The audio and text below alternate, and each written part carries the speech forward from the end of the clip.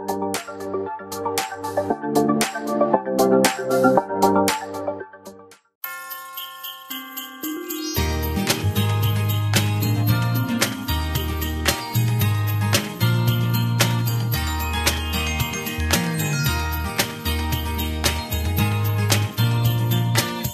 प्रभूपासून आम्हाला काहीतरी जाणून घेणं फार गरजेचं आहे. जो व्यक्ती ज्ञानी आहे, दावीद त्याच्या स्तोत्रामध्ये म्हणतो की माझ्या आयुष्याचे दिवस मला गणायला शिकव. त्याचा अर्थ जेव्हा आमचं आयुष्य वाढतं तर ते आम्ही मोजायचं असतं. ज्या पद्धतीने आज तिचा कितवा वाढदिवस आहे? 19वा वाढदिवस. म्हणजे जन्मलेल्या दिवसापासून आतापर्यंत तिचं काउंटिंग झालं की ती माझा 19वा वाढदिवस आहे. परंतु या दिवसाची गणना करत असताना बिब्लिकली जसं मी पाहतो त्याचं मला कळतं, हनोक 365 वर्ष जगला, पण 300 वर्ष देवाबरोबर चालला. म्हणजे 65 वर्ष जो जगला त्या जगण्याला कुठल्याच प्रकारचा अर्थ नव्हता. का तर देवाबरोबर चाललं नाही म्हणजे जगणच नाही. परंतु आज सगळ्यात चांगला निर्णय जर तिच्या जीवनामध्ये तिने कोणता घेतला असेल तर प्रभूला अनुसरणं हे सगळ्यात चांगली गोष्ट आहे. आणि आजच्या दिवसापासून म्हणजे काल तरी पाण्यातून वर आली आणि तेव्हापासून देवानं तिला तिचं लेकरू म्हणून विशेष प्रकारचा दर्जा दिला. आणि आता मी एक वचन वाचत असताना मला वाटते स्तोत्र त्याचा 16वा अध्याय आणि त्याच्या 6व्या वचनामध्ये 6 पासून 11 पर्यंतच्या वचनामध्ये जर मी पाहिलं तर त्याही ठिकाणामध्ये म्हटलं की माझ्यासाठी मापन सूत्रे रमणीय स्थानी पडली आहेत. इथं सुद्धा मापन करण्याचं एक सूत्र आहे. जसं मी आज पाहिलं, जन्मलेल्या दिवसापासून आतापर्यंत मोजमाप केली तर ते 19 वर्ष बनले. परंतु हे सूत्र जे तुम्ही पाहता तर या सूत्रामध्ये एक गोष्ट तुम्हाला समजते, फक्त जन्म आणि शिक्षण याच्यामध्येच ते अडकलेलं आहे. त्या दिवशी ती जन्मली आणि आता 19व्या वर्षामध्ये तिच्या समोर तिचं करिअर आहे, तिच्या समोर तिचं भविष्य आहे. परंतु या सूत्राकडे जर तुम्ही बघितलं तर तुम्हाला कळेल हे सगळं सूत्र शून्यवंत. आता याच्या उलट 40व्या वर्षी मोशे फारोच्या राजवाड्यामध्ये जातो, तिथून बाहेर पडतो, रानामध्ये जातो आणि 40 वर्षाचं त्याचं तो असणारा कालखंड आणि 40 वर्षानंतर प्रभूच्या सेवेमध्ये आलेला तो कालखंड, या कालखंडामध्ये जसं मी तपासणी करतो तर ही 40 वर्ष कोणती 40 वर्ष, 80 वर्षानंतर जी 40 वर्ष लोकांचं नेतृत्व केलं ना, या 40 वर्षाची गणती इतिहासाच्या पुस्तकामध्ये नोंद झाली. हे मापन सूत्र आहे. किती जगला, कसं जगला याच्यापेक्षा तुमची पावलं देवामध्ये किती पडली ती महत्वाची. आणि म्हणून तिचा जन्मदिवसापेक्षा सुद्धा सगळ्यात श्रेष्ठ दिवस कोणता असेल तर तिने पाण्याखाली गेला तो दिवस सगळ्यात श्रेष्ठ. कारण तिथून देव आता मोजायला लागले. आता सूत्राला सुरुवात झाली. काय सूत्र आहे? आता माझ्या नावानं तुम्ही पित्याकडे जे काही मागाल ते तुम्हाला मिळेल, हे सूत्र आहे. बऱ्याच वेळा आम्ही त्याचं लेकरू बनण्यासाठी विलंब केल्या कारणानं ज्या अपेक्षा प्रभूकडनं आम्हाला, पण तो सूत्र तुम्हाला माहित नाही. आणि त्या सूत्रामध्ये 4-5 गोष्टी इतक्या सुंदर सांगितलेल्या आहेत. मला वाटते 6व्या वचनामध्ये वाचावं. माझ्यासाठी मापन सूत्रे रमणीय स्थानी पडली आहे माझे वतन माझ्या मनाजोगे. मापन सूत्र ज्या रमणीय स्थानी पडली ना, ते ठिकाण माहित होणं फार गरजेचं आहे. म्हणून मी म्हटलं की तिचा जन्म झाला, ती कुठं जन्माला आली तेही ठिकाण आहे. औंध मध्ये जन्माला, औंध हॉस्पिटलमध्ये, कुठं तरी एक हॉस्पिटल असेल त्या हॉस्पिटलमध्ये ती जन्माला, लोखंडी परिवारामध्ये, घोडके परिवारामध्ये तिचा जन्म झाला. या सगळ्या गोष्टीचं विश्लेषण करत असताना आम्हाला कळतं की याच्यामध्ये कुठंच रमण्यासारखी जागा नाही. कुठं रमण्यासारखी जागा? पण दावीद म्हणतो मी परमेश्वराजवळ एक वरदान मागितलं तेही की त्याच्या मंदिरात माझी वस्ती व्हावी, हेच म्हणजे ठिकाण आहे. बाकी कुठंच तुमचं मन रमू शकणार नाही. देवाच्या सानिध्यामध्ये जगातला पूर्ण आनंद आहे. हे रमणीय ठिकाण आहे. देवाच्या सानिध्यामध्ये रमतो ना तो व्यक्ती जीवनामध्ये यशस्वी व्यक्ती ठरला जातो. सक्सेसफुल तो नाही की ज्यानं जगामध्ये काहीतरी मिळवलं. मिळवलेली प्रत्येक गोष्ट नष्ट होती, पण देवाचं सानिध्य कधीच नष्ट होत नाही. आणि देवाच्या सानिध्यातला तुम्हाला खरा अर्थ जर कळाला ना तर दावीद राजा असताना म्हणतो मी देवाजवळ फक्त एकाच गोष्टीचं मागणं केलं. कोणती गोष्ट? मला तुझ्या सानिध्यामध्ये ठेव. त्याने म्हटलं माझं राज्य टिकून राहू दे. कारण देवाकडे ही पण प्रार्थना केली की तुम्हाला राजा म्हणून. त्याच्या कामकाजामध्ये तो व्यस्त होता. सकाळी उठल्यावरती मेंढर शेळ्या चारणं हे त्याचं काम होतं, पण महत्व त्यानं कशाला दिलं तर देवाच्या सानिध्याला. मग सीनोला पण माझं सांगणं ते तुझ्या करिअर पेक्षा पण कोण मोठा असेल तर देव मोठा असेल. तिथून मोजायला सुरुवात कर. हे नको मोजू की माझा मी किती वर्षाची आहे आणि मी कुठल्या लेवलला पोहोचलेली. तुझी लेवल आता खरी वाढलेली आहे. कालपर्यंत तू संजू आणि जुलीची मुलगी होती आणि त्यांच्याकडे सगळ्या गोष्टीला मर्यादा होती, पण काल तू निर्णय घेतला आणि तू देवाची मुलगी बनलेली आहे. इथून सुरुवात झाली खरी. इथून सुरुवात झालेली. यांच्याकडे लिमिटेशन्स आहेत, यांच्याकडे मर्यादा आहे. काही गोष्टी ते तुला देऊ शकणार नाही. तू म्हटली ना मला ज्ञान द्या, ते ज्ञान देऊ शकणार नाही. ते सांगाल तुला तुझं वर्क करावं लागेल, होमवर्क करावं लागेल, तुला तुझा स्टडी करावा लागेल. पण बायबल सांगतं तो जर कोणी ज्ञानानं पुढे असेल तर त्यानं माझ्याकडे मागावं. म्हणजे किती भारी. कसल्या ठिकाणामध्ये आम्ही आलो, कुठल्या ठिकाणामध्ये? ज्या ठिकाणामध्ये तुमचं मन रमायला पाहिजे. आणि आता प्रार्थना करताना म्हटले की तरुणपण आहे आणि तरुणपणामध्ये जगासमोर अनेक प्रकारचे मोह असतात. आमचं मन कुठंतरी रमू शकतं. तू पण तरुणपणामध्ये अट्रॅक्ट करणाऱ्या गोष्टी पुष्कळ असतात, आकर्षित केल्या जाणाऱ्या गोष्टी. जसं योसेफ 17व्या वर्षी त्याच्यासमोर एक फार मोठं अट्रॅक्शन निर्माण झालं पोटिफाराच्या घरामध्ये. परिणाम काय झाला? तो तिथं नाही रमला. त्यानं आपल्या जीवनाचं पावित्र्य टिकवलं. परिणाम काय झाला? बायबल सांगतं सर्वोच्च जागा त्याला मिळाली. हे रमणीय ठिकाण आहे. वर जाण्याची शिडी कोणती माहिती का? वर जाण्याची शिडीच देवाचं सानिध्य आहे. त्या मोहामध्ये तो अडकून पडला असता तर कदाचित त्याला सुद्धा त्या मोहामध्ये अडकल्यावर काहीतरी मोठं पद मिळालं असतं. पण देवाला त्याला नुसतं मोठं बनवायचं नव्हतं, तर सर्वोच्च जागा द्यायची होती. सर्वोच्च जागा. जीवन एक गोष्ट लक्षात ठेव, प्रभूनं तुला एक सुंदर जीवन दिलं ना, ते जीवन तुला मर्यादित स्वरूपामध्ये बिलकुल जगायचं नाही. आणि तिचं नावच एवढं सुंदर आहे सियोना. तर असं बायबल मध्ये येशू ख्रिस्त वारंवार या सियोनेकडे जात आहे आणि या सियोने संबंधाने म्हटलं हे सियोन कन्ये, यरुशलेम कन्ये आनंदाचा गजर कर. म्हणजे सगळं लक्ष जर देवाचं कुठं लागलं असेल तर सियोनकडे लागलेलं आहे. म्हणून देवाच्या सानिध्यामध्ये, देवाच्या संगतीमध्ये राहत असताना तिला बाहेर घेऊन गेलं तर रेकॉर्डिंग चालेल. बाहेर नाही पाहिजे, बाहेरच घेऊन बस. वाचा देवचन बोल.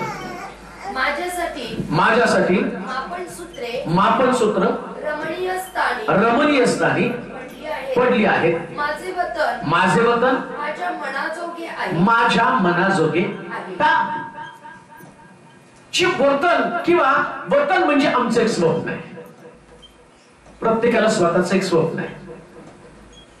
तिला सुद्धा तिच्या भविष्या संबंधाचं एक स्वप्न आहे, तिच्या करिअर संबंधाचं एक स्वप्न आहे. या संजूला आणि जुलीला, तिला पण तिच्या संबंधाला एक स्वप्न आहे. परंतु त्यांची स्वप्न, तिची स्वप्न, या सगळ्या स्वप्नांना जर आम्ही एकत्र करतो ना त्यास आमचा गोंधळ उडतो. नेमकं स्वप्न कुणाचं पूर्ण करायचं. पण इथं असं जे सूत्र सांगितलंय ना, ते सूत्र कोणतं माहिती का? तो जिथं माझं मन रमलं तिथून मला मनाजोगं वतन मिळतं. म्हणजे काय? तुम्हाला जे पाहिजे ना देण्याची ताकद फक्त देवामध्ये, बाकी कुणामध्ये नाही. तुमच्या मनातली गोष्ट जे तुम्हाला हवं आहे ते कोणी देऊ शकणार नाही. पण जिथं देव आहे तिथं तुमचं लक्ष लागलं, देवाकडे तुमचं लक्ष लागलं. आणि ही गोष्ट मोशेला 80 वर्षानंतर समजले. 80 वर्ष. आता 80 वर्षाचा जखड झालेला मोशे, परंतु देव त्याला हाक मारताना म्हणतो, तो म्हणतो प्रभूजी माझ्याच्यानं आता हे सोसवणार नाही. ऐका बरं काय, मी कसं काय नेतृत्व करणार आहे. 80 वर्षाचा एक जखड व्यक्ती 30 लाख लोकांचं नेतृत्व कसं करू शकतो. परंतु बायबल सांगतं आमचा देव स्वप्न निर्माण करणारा देव. स्वप्न निर्माण करत असताना तो म्हणतो तुला तुझं काय करायचंय, मी तुझ्या हातामध्ये जे तू घेऊन चाललेला ना ते तुझ्या हातामध्ये तेच तुला वापरायचं. म्हटलं काय माझ्या हातात, तुझ्या हातात काठी आहे, जमिनीवरती टाक. काठी जमिनीवरती टाकली. अजून असं लिहिलं त्या ठिकाणामध्ये, त्या ठिकाणात गेल्यावर जी गोष्ट त्याच्या हातामध्ये 40 वर्ष होती तीच गोष्ट देवाने त्याच्या हातामध्ये घेऊन त्याला मिस्रामध्ये आणलं आणि या काठीपासून त्याने इतके अद्भुत चमत्कार केले की लोक थक्क झाली. 40 वर्ष या लोकांचं नेतृत्व त्याने केलं. का तर बायबल सांगतं तुझी आकडी व तुझी काठी. कुठली काठी होती मोशेची, पण देवानं या काठीमध्ये प्राण घातला. बुद्धी तुझी आहे, पण आता देव त्या बुद्धीमध्ये प्राण घालेल ना तर लक्षात ठेव थक्क करणाऱ्या गोष्टी तुझ्या जीवनामध्ये तू अनुभवशील. थक्क करणाऱ्या एक्साइटमेंट जीवनामध्ये असणार आहे. आणि एकदा प्रभूला आपल्या जीवनाचा प्रमुख केला. मापनसूत्र, तुझी मापनसूत्र रमणीय आणि दावीद म्हणतो की माझं वतन माझ्या मनाजोग आहे. आजच्या दिवसापासून लिहून ठेव. आजच्या दिवसापासून लिहून ठेव. जे तुझं स्वप्न आहे ना पुढच्या वर्षी तुझा वाढदिवस परत इथंच करू आणि त्यावेळेस तू म्हणशील देवानं जे मला अपेक्षित होतं ते दिलं. याच दिवसाची तर प्रभू वाट बघत होता. तुला समजावून सांगायचं होतं की मी जे तुला देणार आहे तर तुझ्या इच्छेप्रमाणे नाही, माझ्या इच्छेप्रमाणे. माझ्या इच्छेप्रमाणे. मोशेला वाटलं की मी फारोच्या राजवाड्यामध्ये राहताना त्याला वाटलं नेतृत्व करावं. पण नेतृत्व करता करता त्याला माहिती होतं, त्याच्या आईने सांगितलं होतं तुला इस्रायल लोकांचा नेता बनायचं. आणि मग त्याने 40व्या वर्षी तो नेतृत्व आपल्या हातामध्ये घेतलं आणि लोकांना त्यानं मी पाहतो की त्या मुकादमाला मारलं, जमिनीमध्ये पुरलं, पुष्कळशा गोष्टी त्या ठिकाणामध्ये घडल्या. आणि अशा परिस्थितीमध्ये ते लोक त्याच्या विरोधामध्ये उठले आणि मोशे पळून गेला. त्याला वाटलं नेतृत्व आपल्याला जमणारच नाही, कसं काय त्या ठिकाणामध्ये शक्य आहे. म्हणजे कधी कधी हातबल झाल्यावर आम्हाला असं वाटतं की हे नेतृत्व आम्ही करू शकत नाही. जीवनातला एक प्रसंग असा येतो की त्यास आशा सगळी संपलेली असते. परंतु अशाच निराशेच्या प्रसंगामध्ये जेव्हा तुम्ही चालत चालत जसा मोशे त्या पर्वताजवळ आला आणि पर्वताजवळ आल्याबरोबर रमणीय ठिकाणात तो चढला की जिथं दृश्य पाहत असताना एक जळतं झुडूप त्यानं पाहिलं की त्या झुडपामधनं देवाचं दर्शन त्याला झालं. वाणी त्याच्या कानावरती आली आणि जे नेतृत्व करण्याची धडपड तो तरुणपणी करत होता पण नेतृत्व जमलं नाही. थोडक्या लोकांमध्ये नेतृत्व नव्हे तर 30 लाख लोकांचं नेतृत्व करण्यासाठी प्रभूनं 40 वर्ष त्याला वाट पाहायला होती. म्हणून वाट पाहणं खूप चांगलं आहे. वाट पाहिल्यानं सगळ्यात चांगल्या गोष्टी मिळतात. वाट पाहिल्यानं शव्वेल मिळालं, वाट पाहिल्यानंच इसाक मिळाला आणि वाट पाहिल्यानं स्वर्ग मिळणार आहे. सगळ्या गोष्टी वाट पाहिल्यावरच मिळणार आहे. वाटच नाही पाहिली तर आमच्या हातात काहीच राहणार आहे. म्हणून रमणीय गोष्टीमध्ये ध्यान करत बसणं फार गरजेचं आहे. कशाचं ध्यान करायचंय? फक्त प्रभूचं चिंतन करायचं. कुठल्याच गोष्टी डोक्यात ठेवा. हे का कशाला हा प्रश्न कधीच विचारू नका. ती हागार मंदिरामध्ये जात होती ना, ती रडत असेल तर देवाला प्रश्न तिने असा करायला पाहिजे होता की एवढे दिवस मला तू का वांस ठेवलं. त्याचं कारण तो सांगतो, जोपर्यंत एलीच्या पापाचा घडा भरत नाही तोपर्यंत शव्वेल अस्तित्वात येणार नाही. जेव्हा एलीच्या पापाचा घडा भरेल आणि मला कळेल एलीच्या जाण्याचा समय आला त्या शव्वेलाला मी बाहेर काढणार, तोपर्यंत तुला वाट पाहावी लागणार आहे. देवाचं मापन सूत्र ठरलेलं आहे. गडबडीने नाही दिला. चला ती येते प्रार्थना करते आणि तिने मागितलं मी देऊन टाकलं. मागितलं आणि देऊन टाकणारा तो देव नाही. देव प्रिपरेशन करत असतो सुंदर सुंदर गोष्टींचं. ती खूप रडली. पण खूप रडल्यावरती ज्या वेळेस तिचा शमूएल देवाच्या मंदिरामध्ये याजकपणाची सेवा करत होता, त्यास तिच्या चेहऱ्यावरती किती हास्य असेल. ती म्हणते एक दिवशी याच मंदिरात मी रडत आले होते आणि याच मंदिरात माझा मुलगा उभा आहे. ही साक्ष लोकांसमोर असणार आहे. तुम्ही ज्या गोष्टीसाठी रडता एक दिवशी तीच गोष्ट साक्षीच्या रूपाने प्रभू तुमच्यासाठी म्हणून देवाचा सानिध्य सुरू नकोस. काही गोष्टींसाठी रडावं लागतं, काही गोष्टींसाठी झगडावं लागतं. त्या ठिकाणामध्ये तो म्हणतो की परमेश्वराला पुढे माझ्यासाठी मापन सूत्रे रमणीय स्थानी पडली आहेत. माझे वतन माझ्या मनाजोगे आहे. मग आता तुला आशीर्वाद काय? जे तुझ्या मनात आहे प्रभू तुला देणार. त्याच्यापेक्षा अजून चांगला आशीर्वाद कोणता पाहिजे? जे मनात आहे ते प्रभू बरोबर आणतो. आणि तुम्ही मनात आणल्यानंतर आज सकाळी पण आम्ही ऐकलं नाही का, चांगली सुरुवात करायची. जे मनात आहे ते प्रभूला आम्ही बोलतो. कधी मनात काय सांगत मनातल्या गोष्टी ज्या आम्ही देवासमोर सांगत नाही त्यास ती आमची स्वप्न तशीच राहतात. पण मनातल्या गोष्टी आम्ही देवाला सांगितल्या ना, देव बरोबर आमची इच्छा पूर्ण करणारा देव आहे. आमची इच्छा पूर्ण करणार आहे का? त्या वरती मला विचारतो तुझी इच्छा, देव सगळ्यांना विचारतो तुझी इच्छा काय? देवाला तुम्ही तुमच्या इच्छा सांगणं गरजेचं आहे. जसं बापाला सांगता तुम्ही मला हे पाहिजे, तसं देवाला पण सांगितलं पाहिजे. आणि देवाला आवडतात ती लेकरं हट्टानं मागणारी. म्हणून तर अब्रामाला त्यांनी मागितलं नाही म्हणून मुलगा दिला. 100 वर्ष त्याला माग आली, काय देवाला माहित नव्हतं का त्याला मुलगा आहे. आलिशा पण त्या स्त्रीच्या घरामध्ये गेल्यावर तिला विचारतो, मुद्दा म्हणून उलट विचारलं त्याने, काय तुझा त्याला नव्हतं माहिती का तिच्या घरामध्ये सगळं दिसतंय, नवरा दिसतो पण लेकरू दिसत नाही. पण तो विचारतो तुला नेमकं काय पाहिजे सांग, मुलगा पाहिजे का नवऱ्याला गव्हर्नमेंट जॉब पाहिजे, नेमकं काय पाहिजे? त्याच ते म्हणते मला माझ्या नवऱ्याला गव्हर्नमेंट जॉब नको, मला मुलगा पाहिजे. तिने मागितलं आणि तो म्हटलं वसंत रूपी पुनरुपी आल्यावर तुझ्याकडे मुलगा असणार आहे. लक्षात ठेवा तुमचं स्वप्न 2024 मध्ये तुम्ही देवाला सांगा, नक्की स्वप्न पूर्ण करणारा देव आहे. आणि ते तुमच्यावर डिपेंड नाही. कधी कधी आम्ही आमच्या बुद्धीवर जसं अब्रामाला वाटतं 100व्या वर्षी कसं काय मुलगा होणार आहे. अरे ठीक आहे 100व्या वर्षी जर तुला मुलगा होणार नाही तर मग देव कशाला? काही गोष्टी काही मिरॅकल्स हे घडणार नाहीत आणि ते घडू शकत नाही हे वास्तव आहे. पण घडवतो म्हणून तर तो देव आहे ना, ते घडवतो म्हणून तो देव आहे. देवाची काय गरज आहे मग जगामध्ये? काय तुम्हाला सर्दी खोकला ताप थंडी ते बरं करण्यासाठी का तुम्हाला एखादी भाकर देण्यासाठी देव आहे का? देव यासाठी आहे की 3.5 वर्षाची भाकर तुम्हाला द्या, 1 दिवसाची भाकर नाही. यासाठी देव आहे की 12 टोपल्या 5,000 लोकांना 5 भाकरी आणि 2 माशाच्या द्वारे 12 टोपल्या पुराव्यात यासाठी देव आहे. देव त्याच्यासाठी नाही की तुम्ही 2 भाकरी खावर गप्प बसावा, नाही. देव त्याच्यासाठी नाही. आणि अशा लोकांनी देवाच्या नादी पण लागू नये. देव कुणासाठी माहिती का? ज्यांना जीवनात काहीतरी फार मोठं बनायचं त्याच्यासाठी देव आहे.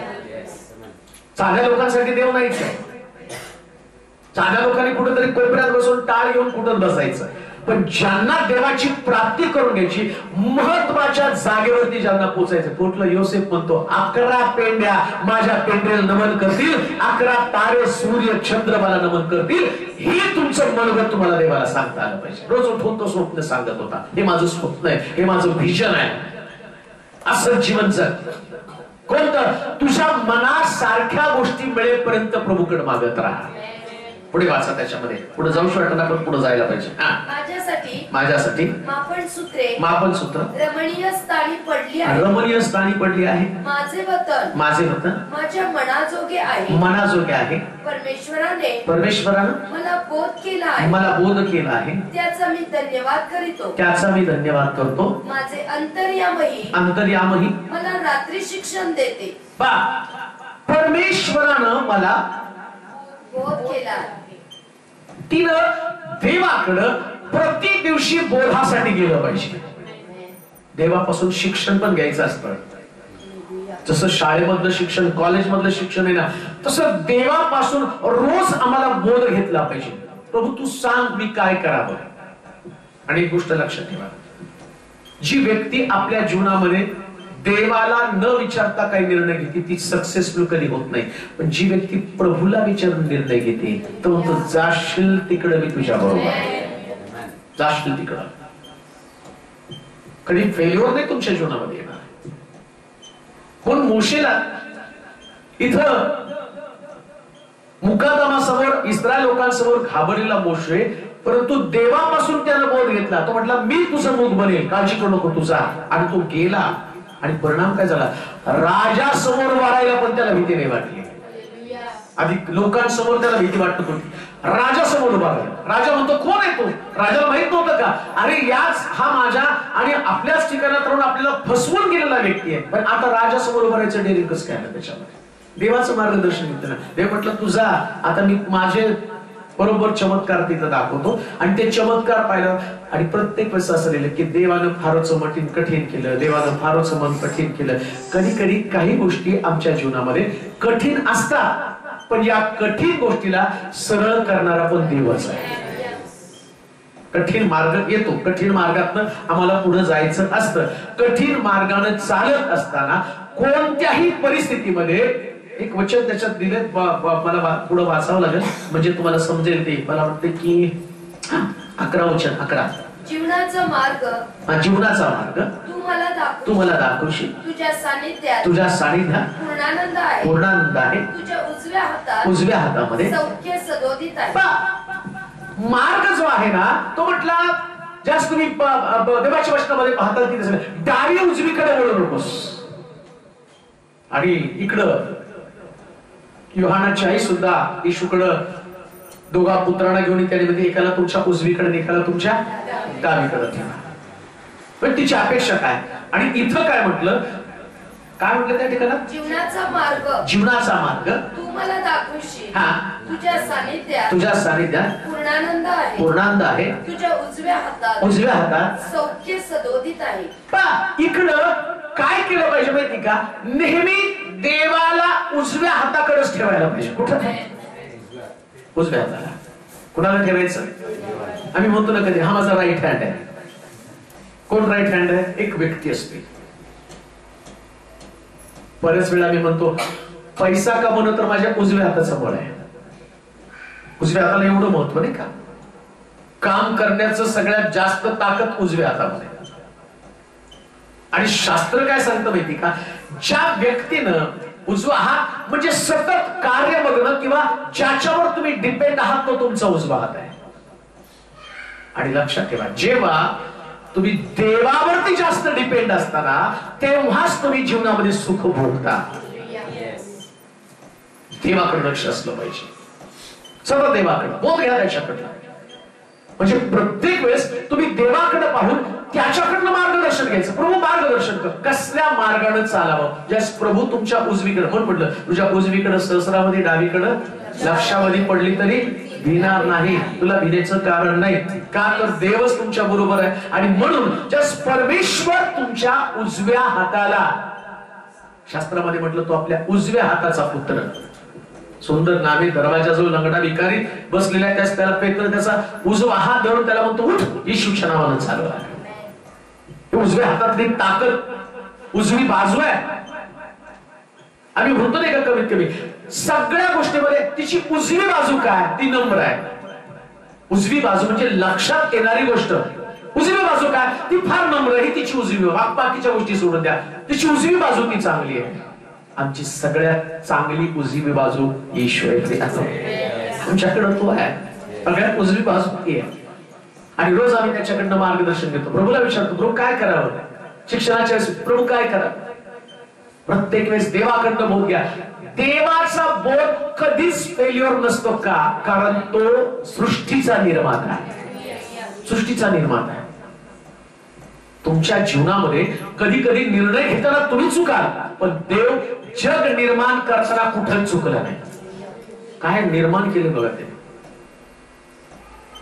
ज्या गोष्टी आम्हाला नको वाटतात, आता हिवाळा आल्यावर आम्हाला असं वाटतं हेच वातावरण असावं, पण नुसताच हिवाळा ठेवला तर गारठून मरून जात नाही का. पण देव हिवाळ्यानंतर उन्हाळा आणतो.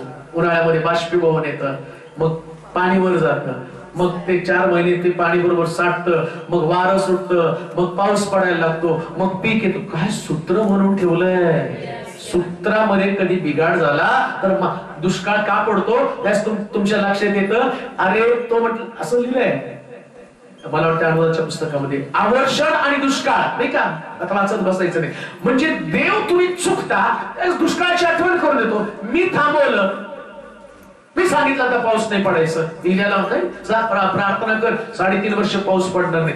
देवानं तिथं थांबवलं. सूर्य रोज उगवतो मावळतो, परंतु ज्यावेळेस युद्ध चालू होतं गिदोनाला देवाने सांगितलं ते सांग सूर्याला थांब. सूर्य जागेवरती थांबला. विचार करा, सूर्यानं मे महिन्यात संपावर जायचं देवाने सांगितलं, मे महिना जाऊच नको, बुडूच नको, रात्री पण तसाच राहा, दिवसा पण तसाच राहा. विचार करा काय लाही लागेल, पण देवानं सगळं सूत्र किती सुंदर ठेवलं. लक्षात ठेवा, आमच्या जीवनाचं सूत्र देवानं सुंदर करून ठेवलं. जे आम्ही लहान होतो, मोठं झालो, तरुण झालो, हे सगळं देवाचं सूत्र आहे. कोणत्या वयामध्ये कोणत्या गोष्टी तुमच्या जीवनामध्ये घडाव्यात हे देवानं एकदम सूत्र सुंदर ठेवलेलं आहे. ज्या त्या वयामध्ये जे काही तुमचं व्हायला पाहिजे, शिक्षणाच्या वयामध्ये शिक्षण, लहान वयामध्ये आज्ञापालन, प्रत्येक वयामध्ये एज मध्ये प्रभूनं प्रत्येक गोष्टी सुंदर सुंदर करून ठेवलेल्या आहे. असं लिहिले, त्यानं त्याच्या समयामध्ये निर्माण केलेली हर एक वस्तू सुंदर आहे. प्रत्येक वस्तू सुंदर आहे. तरुण पण सुंदर आहे, बाल पण सुंदर आहे, मध्यम वय सुंदर आहे, सगळं वय सुंदर आहे. कोणत्याच गोष्टीला आम्ही नावच देऊ शकत नाही की देव इथं चुकला. आम्हाला वाटतं कधी कधी म्हातार पण नको आहे, कधी कधी वाटतं तरुण पण नको आहे, कधी कधी वाटतं बाल पण नको आहे. का तर आम्ही नाही, हे जर आमच्या जीवनामध्ये असलं तर मग लेकरं लहान असणार बरं, लहान होते तर खूप मजा येत होती, आता मोठी झाली तर आम्ही नको, प्रॉब्लेम खूप आहेत. मग तुम्ही लहान म्हणूनच त्यांना खात पीत बसवतात, त्यांना कवडे नका. ते म्हणजे सुंदर बनवलं. लहान होतो, मोठं झालं, शिक्षण घेतलं, नोकरी लागली, थोडेच प्रॉब्लेम झाले, त्या प्रॉब्लेम मध्ये तुम्ही देवाकडे आला, देवाला बिलगला, तुमचं त्यांच्याविषयीचं प्रेम कमी झालं, देवावरचं प्रेम निर्माण झालं, तुम्ही त्यांच्यासाठी प्रार्थना करू लागली की पुन्हा ते प्रार्थनेमध्ये आले, त्यांची लग्न झाली, त्यांची लेकरं, त्यांच्यामध्ये तुमचा आनंद, आणि बघता बघता जीवन इतकं सुंदर सुंदर सुरेख बनून जातं की अंतिम समय सगळी नातवंड परतुंड जमा करून आम्ही आशीर्वाद देतो आणि प्रभूला म्हणतो धन्य आमच्या मुलांची मुलं, लेकरांची लेकरं तो आम्हाला दाखवली. इतकं सुंदर देवानं जगाचं सूत्र बनवून ठेवलेलं आहे. हर एक वस्तू त्यानं आपल्या समयामध्ये सुंदर बनवलेली आहे. आणि म्हणून तिथं असं म्हटलं की मी परमेश्वरानं मला बोध केला आणि मी त्याचा धन्यवाद करतो. माझे अंतर्याम मला रात्री शिक्षण देतं. कधी देतं? पण रात्री मोबाईल शिक्षण देतो. आता कोण शिक्षण देतं? दिवसभर काही नसतं, रात्री झोपताना बरोबर मोबाईल येतो, तो शिक्षण देतो. पण इकडं सक्सेसफुल व्यक्तीचं जीवन काय, त्यांना देव रात्री शिक्षण देत असतो. देव रात्री शिक्षण देतो. काय शिक्षण देतो माहिती?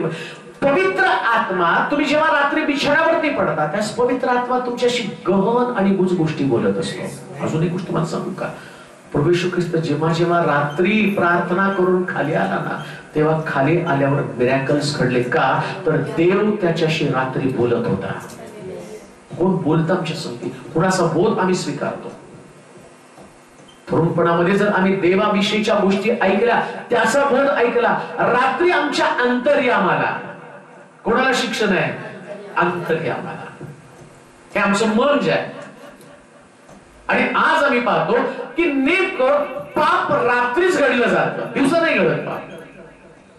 रात्री एकांतामध्ये तुम्ही असताना त्यास तुम्हाला देवाने बोध करावा, देवानं तुमच्या अंतर्यामाशी बोलावं असं सैतानाला कधीच वाटत नाही. त्याला वाटतं की रात्री तो समय मी काढून घ्यावा. अजून एक गोष्ट तुम्हाला सांगतो, लोक रात्री झटका खाऊन मारतात. शास्त्रात लिहिले का?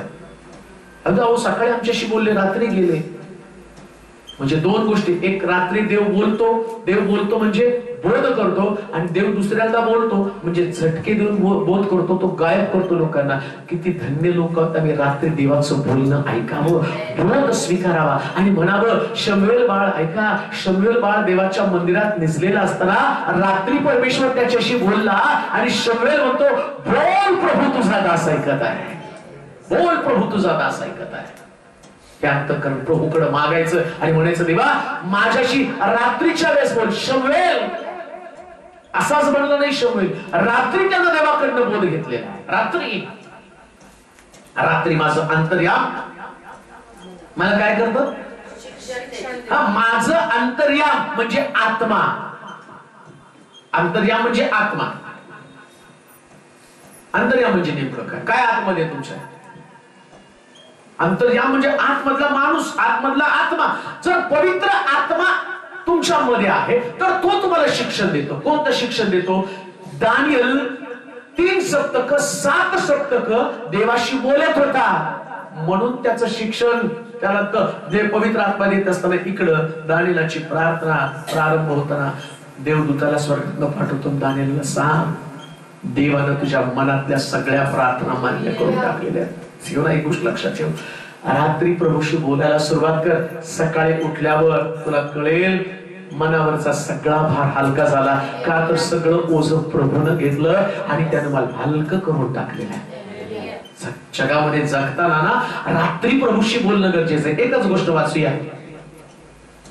आठवण. मी आपल्या पुढे परमेश्वराला नित्य ठेवले आहे, तो माझ्या उजवीकडे आहे. कुठे आहे तो? उजवीकडे. कुठे आहे देव? उजवीकडे. आम्ही बॉडीगार्ड ठेवतो नाही का? बऱ्याच ठिकाणात गेल्यावर उजवीकडे बॉडीगार्ड, इकडे बॉडीगार्ड आहे. हे बॉडीगार्ड इंदिरा गांधीची बॉडीगार्ड असताना बॉडीगार्डने तिची हत्या केली. हे बॉडीगार्ड तुम्हाला वाचवू शकत नाही, पण इस्रायलच्या रक्षकाला झोप लागत नाही तो डुलकी सुद्धा घेत नाही. हो, कसलं तुमचं रक्षण करतो. आणि या रक्षण करणाऱ्या देवाचं वैशिष्ट्य काय बघा, तो उजवीकडे असल्यावर तू जलातनं चालशील त्यावेळेस ते तुला, अग्नीतनं चालशील त्यावेळेस ते तुला जळू देणार नाही. हा बॉडीगार्ड इतका भारी आहे की त्याचा अधिकार पाण्यावरती अग्नीवरती आहे आणि म्हणून संरक्षणाची 100% खात्री तो तुम्हाला देतो. अग्नीतनं चालण्याचा अनुभव तुम्हाला आल्यावर सुद्धा घाबरण्याचं कारण आहे. म्हणून पेत्राला म्हटलं ये चालत, मी आहे ना. पेत्रानं तिकडं पाहिलं, नंतर त्या वाऱ्याकडे पाहिलं बुडला, पण येशूकडे पाहिला तर चालला. शिवना, वाऱ्याकडे कधी बघू नको, बघायचं तर फक्त येशूकडे बघ, उजवीकडे बघ. उजव्या हाताचा पुत्र प्रभू येशू ख्रिस्त उजव्या हाताचा पुत्र, रोज त्याला आपल्या डोळ्यासमोर ठेव. बस. एखाद्यास मम्मी पप्पा तुला दिसले नाही तरी चालतील, पण उठल्या उठल्या येशू दिसणं गरजेचं आहे. येशूच पाहिजे, बाकी कोणच नको आहे. येशूला आपल्या डोळ्यासमोर ठेवलं ना, येशूला डोळ्यासमोर ठेवल्याबरोबर एक प्रकारचं धैर्य निर्माण होतं. काय धैर्य निर्माण होतं? अरे मरणात्म बाहेर पडलेला देवच माझ्या समोर आहे, तोच माझ्या समोर आहे. मग कधी मरणाची भीती आहे, तो देव माझ्या समोर आहे आणि त्याचं नाव इमॅन्युएल, मी तुमच्या बरोबर. माझ्या बरोबर देव आहे आणि माझ्या बरोबर देव असणं ही जगातली सगळ्यात उत्तम गोष्ट आहे. माझ्या बरोबर देव आहे आणि देवाला तुमच्यामध्ये राहणं, तुमच्या बरोबर चालणं, तुमची संगती करणं, तुमच्याशी बोलणं, वार्तालाप करणं, आपल्या मनातल्या गोष्टी सांगणं आवडतं. म्हणून रोज प्रभूला आपल्या डोळ्यासमोर ठेव.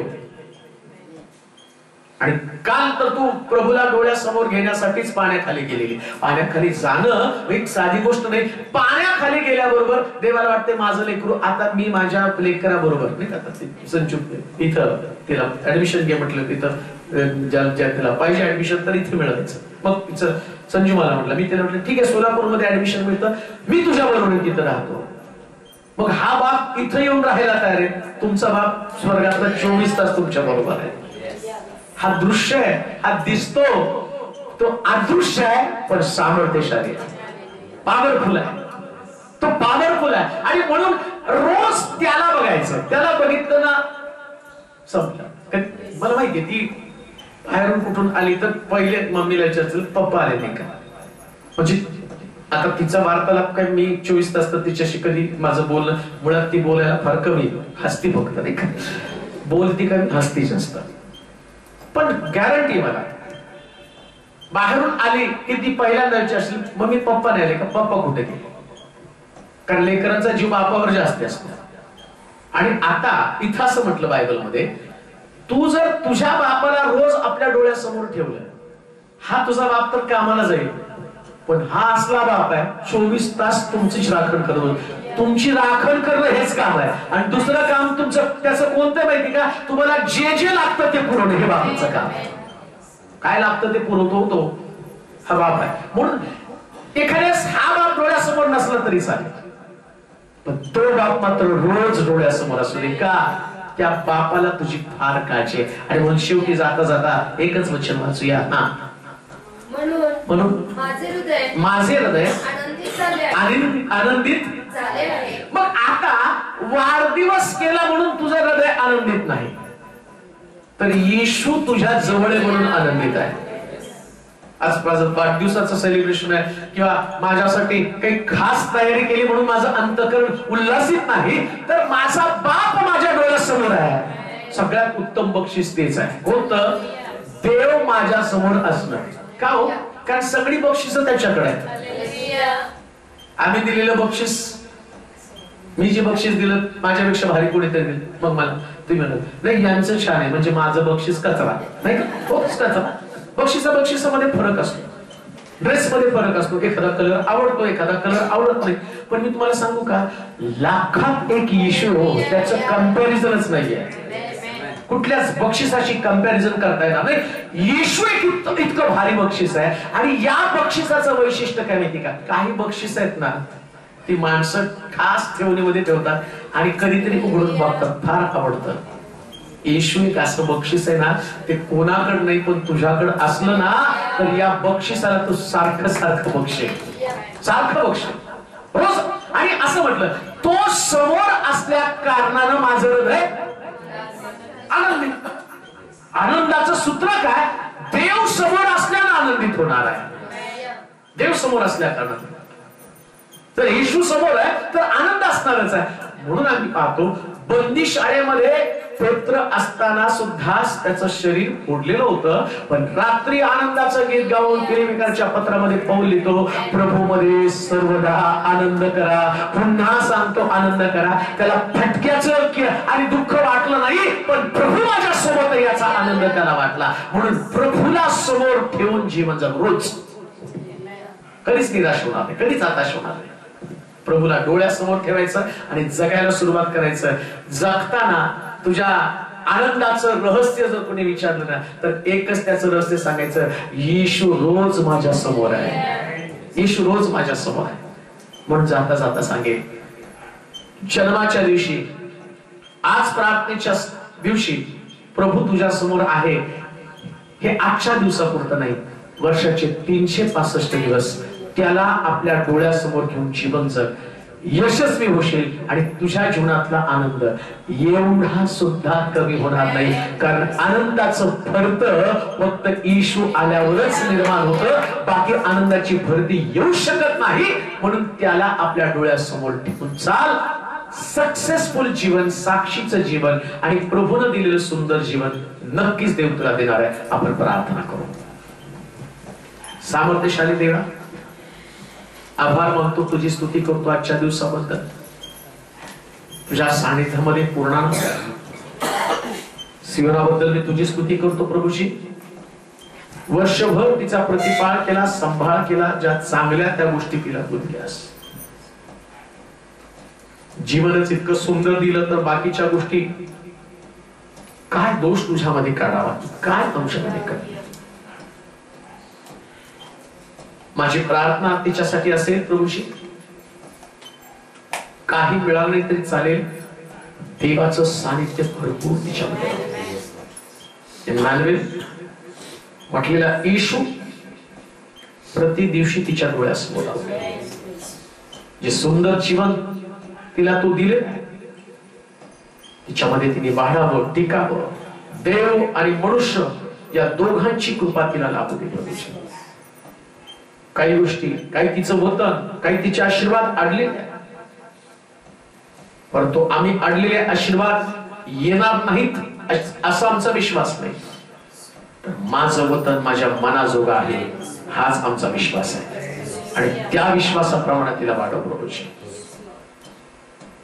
आज रात्री तिचं जीवन तुझ्या हाती सोपत असताना गरुडासारखं तिला वर उडणारे पंख दे प्रभूजी. जगापासून अलिप्त देवाच्या सानिध्यामधलं सुरक्षित, शुद्ध, पवित्र, प्रभूला पसंत पडणारं जीवन जगण्यासाठी तिला कृपा पुरव.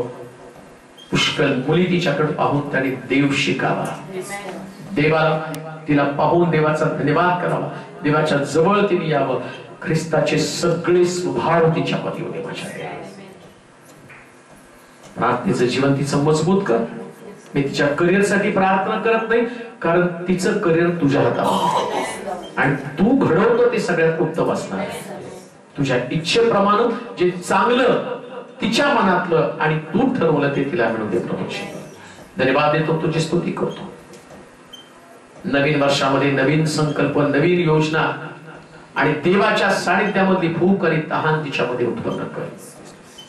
आभार मानतो, तुझी स्तुती करतो. आजच्या रात्रीबद्दल तुला गौरव, महिमा, सन्मान दे. येशूच्या नावात ही प्रार्थना विनवणी केली म्हणून तो ऐक. आमेन. आता देवबापाची प्रीती, प्रभू श्री ख्रिस्ताची कृपा, पवित्र आत्म्याची सहभागिता तुम्हा सर्वांबरोबर, विशेष करून सिंहनाबरोबर आता आणि सदा सर्वकाळ राहो. आमेन.